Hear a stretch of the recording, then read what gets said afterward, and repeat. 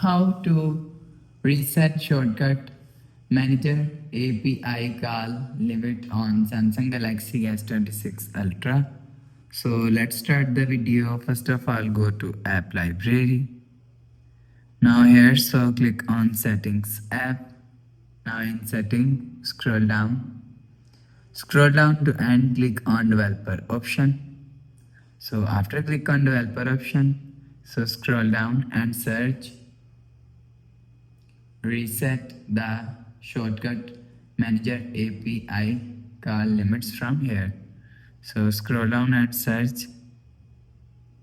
You will see reset the shortcut manager API call limit is here. So if you want to reset, so click on this option. You will see shortcut manager is recently reset. So after the process, go back to home screen, refresh phone. So that's how you can reset shortcut manager API call limit on Samsung Galaxy S26 Ultra. So if you like the video, please subscribe. Thanks for watching.